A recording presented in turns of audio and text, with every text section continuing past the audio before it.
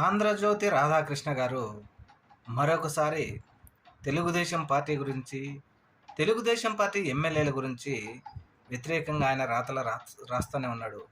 అయితే ఇక్కడ ప్రజలు గమనించవలసింది ఏంటి అంటే, ఇక్కడ తప్పు చేస్తున్నది తెలుగుదేశం పార్టీ ఎమ్మెల్యేలు.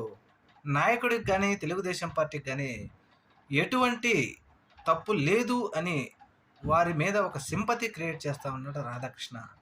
ఎమ్మెల్యేలు తప్పు చేస్తూ ఉన్నారు కానీ చంద్రబాబు నాయుడు గారు తప్పు చేయడం లేదు అంటూ ఒక సింపతి క్రియేట్ చేయడానికి ఈ వార్తలు రాస్తున్నాడు. కానీ వాస్తవంగా ఆంధ్రప్రదేశ్ రాష్ట్రంలో జరుగుతున్న పరిస్థితి హైదరాబాద్లో కూర్చొని ఏసీలో కూర్చుంటే రాధాకృష్ణకు తెలుస్తూ ఉందా?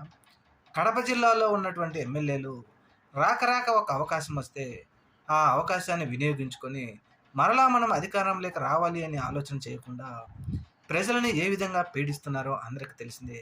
అయితే ఈ విషయాన్ని డైవర్ట్ చేసి చంద్రబాబు నాయుడు గారికి ఏమీ తెలియదు, ఆయన కరెక్ట్గా ఉంటాడు, ఆయన కరెక్ట్ అయిన మనిషి, తెలుగుదేశం పార్టీ కరెక్ట్ అనే విధంగా ప్రజలలో ఒక సింపతి తెలియజేయడం కోసమే ఇటువంటి వార్తలు రాస్తున్నారు. కానీ ఈ వార్తలు రాసినంత మాత్రాన ప్రజలు అమాయకులు అనుకుంటే అంత అమాయకత్వం రాధాకృష్ణ గారికి ఇంకొకటి లేదు.